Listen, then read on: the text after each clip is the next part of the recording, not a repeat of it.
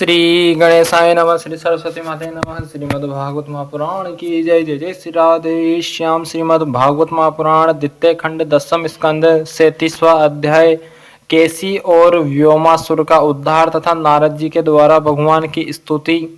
श्री सुखदेव जी कहते हैं, परीक्षित कंस ने जिस केसी नामक दैत्य को भेजा था वह बड़े भारी घोड़े के रूप में मन के समान वेग से दौड़ता हुआ व्रज में आया। वह अपनी टापों से धरती खोदता आ रहा था। उसकी गर्दन के छितराए हुए बालों के झटके से आकाश के बादल और विमानों की बड़ी तीतर बीतर हो रही थी। उसकी भयानक हिनहिनाहट से सबके सब भय से कांप रहे थे। उसकी बड़ी बड़ी आंखें थी, मुंह क्या था मानो किसी वृक्ष का खोडर ही हो। उसे देखने से ही डर लगता था।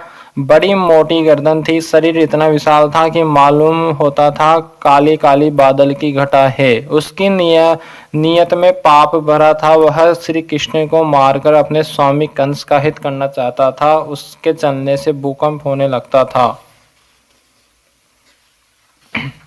भगवान श्री कृष्ण ने देखा कि उसकी हिनहिनाहट से उनके आश्रित रहने वाले गोकुल भयभीत हो रहा है और उसकी पूंछ के बालों से बादल तितर बितर हो रहे हैं तथा वह लड़ने के लिए उन्हीं को ढूंढ भी रहा है। तब वे बढ़कर उसके समान आ गए और उन्होंने सिंह के समान गरज कर उसे ललकारा। भगवान को सामने आया देख वह और भी चिढ़ गया तथा उनकी ओर इस प्रकार मुंह फैलाकर दौड़ा मानो आकाश को पी जाएगा। परीक्षित, सचमुच केसी का वेग बड़ा प्रचंड था। उस पर विजय पाना तो कठिन था ही, उसे पकड़ लेना भी आसान नहीं था।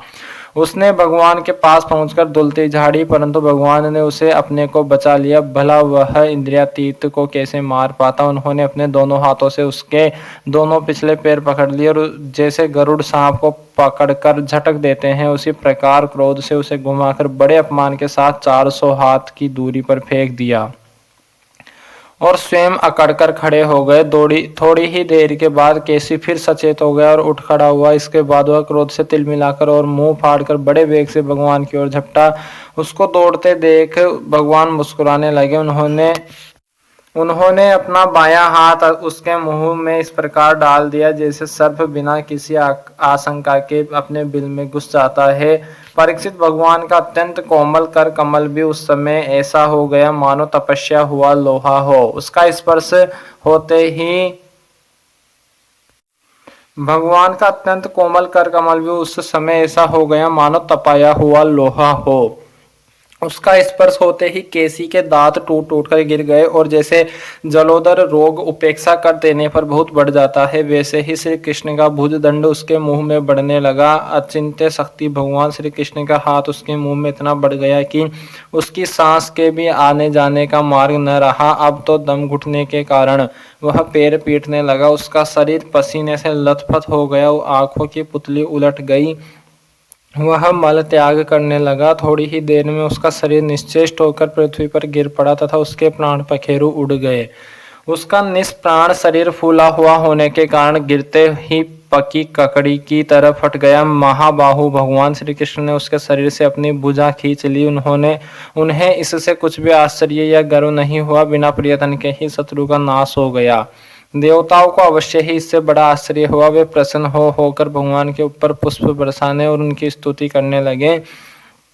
परीक्षित, देवर्षि नारद जी भगवान के परम प्रेमी और समस्त जीवों के सच्चे हितैषी हैं। कंस के यहाँ से लौटकर वे अनायास ही अद्भुत कर्म करने वाले भगवान श्री कृष्ण के पास आए और एकांत में उनसे कहने लगे, सच्चिदानंद स्वरूप श्री कृष्ण, आपका स्वरूप मन और वाणी का विषय नहीं है। आप योगेश्वर है। सारे जगत का नियंत्रण आप ही करते हैं। आप सबके हृदय में निवास करते हैं और सबके सब आपके हृदय में निवास करते हैं।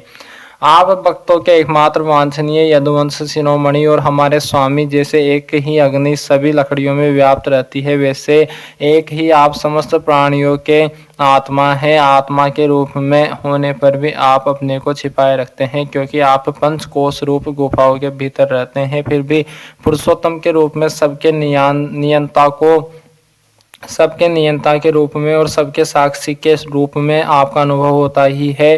प्रभु, आप सबके अधिष्ठान और स्वयं अधिष्ठान रहित हैं। आपने सृष्टि के प्रारंभ में अपनी माया से ही गुणों की सृष्टि की और और उन गुणों को ही स्वीकार करके आप जगत की उत्पत्ति, स्थिति और प्रलय करते रहते हैं। यह सब करने के लिए आपको अपने से अतिरिक्त और किसी भी वस्तु की आवश्यकता नहीं है, क्योंकि आप सर्वशक्तिमान और सत्य संकल्प है। वहीं आप दैत्य, प्रमथ और राक्षसों को, जिन्होंने आजकल राजाओं का वेश धारण कर रखा है, विनाश करने के लिए तथा धर्म की मर्यादाओं की रक्षा करने के लिए यदुवंश में अवतीर्ण हुए हैं। यह बड़े आनंद की बात है कि आपने खेल ही खेल में घोड़े के रूप में रहने वाले इस केसी दैत्य को मार डाला। इसके हिनहिनाहट से डरकर देवता लोग अपना स्वर्ग छोड़कर भाग जाया करते थे। प्रभु अब परसों में आपके हाथों चाणूर, मुष्टिक और दूसरे पहलवान, कुवल या पीड़, हाथी और स्वयं कंस को भी मरते देखूंगा। उसके बाद शंखासुर, कालयवन और मूर और नरकासुर का वध देखूंगा। आप स्वर्ग से कल्प वृक्ष उखाड़ लाएंगे और इंद्र के चीज चपड़ करने पर उनको उसका मजा चखाएंगे। आप अपनी कृपा, वीरता, सौंदर्य आदि का शुल्क देकर वीर कन्याओं से विवाह करेंगे और जगदीश्वर आप द्वारिका में रहते हुए नरक को पाप से छुड़ाएंगे।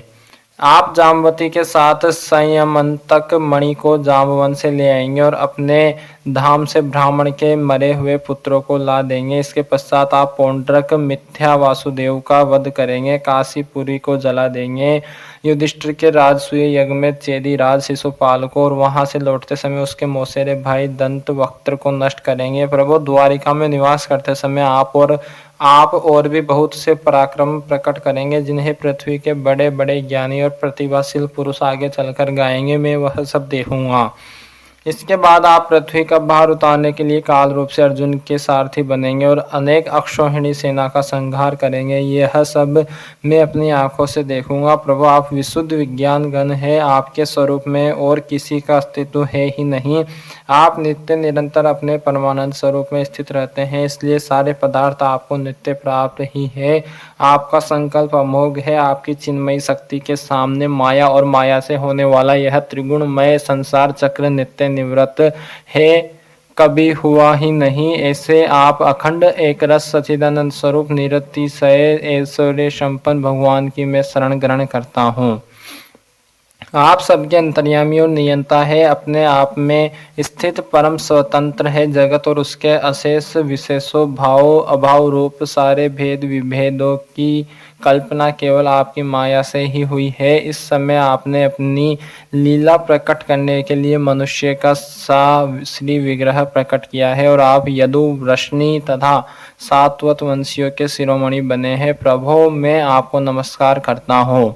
श्री सुखदेव जी कहते हैं, परीक्षित, भगवान के परम प्रेमी भक्त देवर्षि नारद जी ने इस प्रकार भगवान की स्तुति और प्रणाम किया। भगवान के दर्शनों के आह्लाद से नारद जी का रोम रोम खिल उठा। तदंतर उनकी आज्ञा प्राप्त करके वे चले गए। इधर भगवान श्री कृष्ण केसी को लड़ाई में मारकर फिर अपने प्रेमी एवं प्रसन्नचित्त ग्वाल बालों के साथ पूर्वव्रत पशुपालन के काम में लग गए तथा व्रजवासियों को परमानंद वितरण करने लगे। एक समय वे सब ग्वाल बाल पहाड़ी की चोटियों पर गाय आदि पशुओं को चरा रहे थे तथा कुछ चोर और कुछ रक्षक बनकर छिपने छिपाने का लुका लुकी का खेल खेल रहे थे। राजन, उन लोगों में से कुछ तो चोर और कुछ रक्षक तथा कुछ भेड़ बन गए थे। इस प्रकार वे निर्भय होकर खेल में रम गए थे।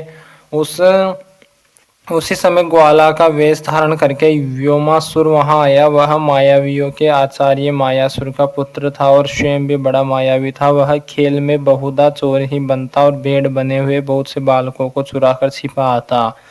वह महान असुर बार बार उन्हें ले जाकर एक पहाड़ी की गुफा में डाल देता और उसका दरवाजा एक बड़ी चट्टान से ढक देता। इस प्रकार ग्वाल बालों में केवल 4-5 बालक ही बच रहे। भक्त वत्सल भगवान उसकी यह करतूत जान गए। जिस समय वह ग्वाल बालों को लिए जा रहा था, उसी समय उन्होंने जैसे सिंह भेड़ियों को दबोच ले, उसी प्रकार उसे धर दबाया। व्योमासुर बड़ा बली था। उसने पहाड़ के समान अपना असली रूप प्रकट कर दिया और चाहा कि अपने को छुड़ा लो, परंतु भगवान ने उसको इस प्रकार अपने शिकंजे में फांस लिया था कि वह अपने को छुड़ा न सका। तब भगवान श्री कृष्ण अपने दोनों हाथों से जकड़कर उसे भूमि पर गिरा दिया और पशु की भांति गला घोंटकर मार डाला। निकाला। देवता लोग विमानों पर चढ़कर उनकी यह लीला देख रहे थे। अब भगवान श्री कृष्ण ने गुफा के द्वार पर लगे हुए चट्टानों के पिहान तोड़ डाले और ग्वाल बालों को उस संकटपूर्ण स्थान से निकाल दिया। बड़े बड़े देवता और ग्वाल बाल उनकी स्तुति करने लगे और भगवान श्री कृष्ण व्रज में चले आए।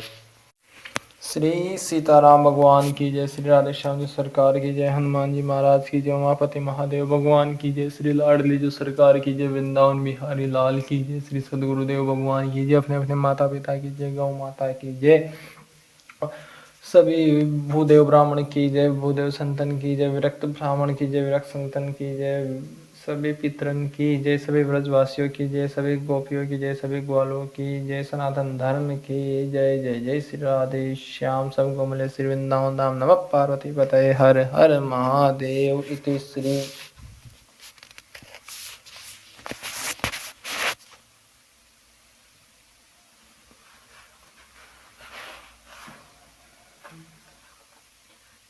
सती